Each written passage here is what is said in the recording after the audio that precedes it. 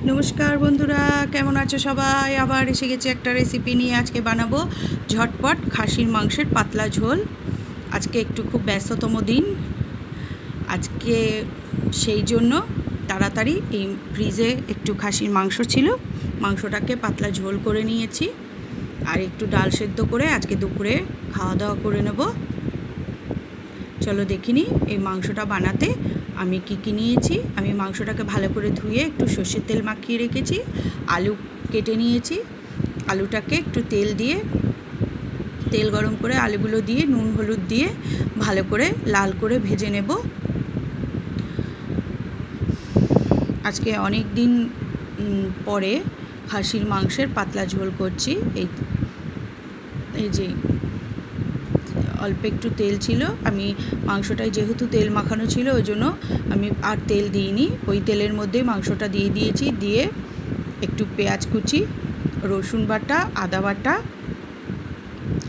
আর হলুদ দিয়ে আমি মাংসটাকে একটু কষিয়ে নেব। আমি নুনটা পরে দেব, আমি এখন নুন দেব না। খুব ঝটপট হয়ে যায় এই মাংসটা এবং ঝটপট করেও নেব। একটু টমেটো দিয়ে দিয়েছি।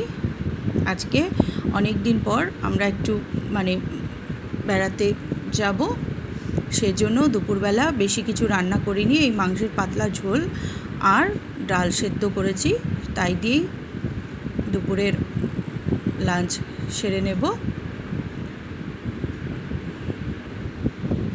এই যে আমি একটু মিট মশলা দিয়ে দিয়েছি, দিয়ে আমি মশলাটাকে মাংসটাকে মশলার সঙ্গে মাখিয়ে ভালো করে একটু কষিয়ে নেব। খানিকক্ষণ একটু নাড়াচাড়া করে আমি আবার একটু ঢেকে দেব, ঢেকে মাংসটাকে করে নেব। আমি কটা কাঁচা লঙ্কা দিয়েছি, আমি এখানে শুকনো লঙ্কা ব্যবহার করিনি, কেননা ট্রেনে যেতে হবে রাতে, বেশি রিচ হলে অসুবিধা হবে। আমি এবার নুনটা দিলাম, মাংসটা প্রায় কষা হয়ে আসলে তখন নুনটা দিয়েছি, দিয়ে আবারও একটু কষিয়ে নেব।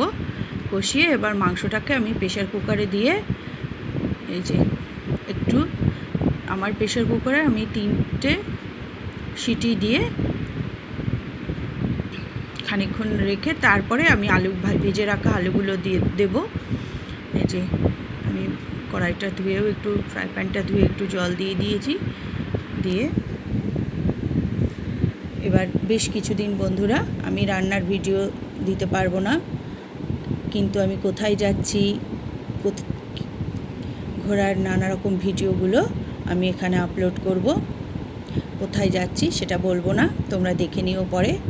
আমি আলু আর পেঁপে দিয়ে আবার একটা সিটি দিয়ে এই যে নামিয়ে রেখেছি বাটিতে।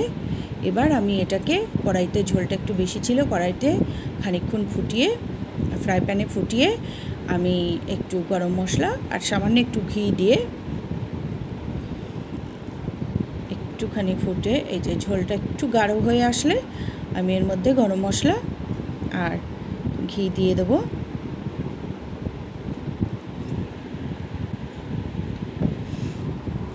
দিয়ে নামিয়ে নেব।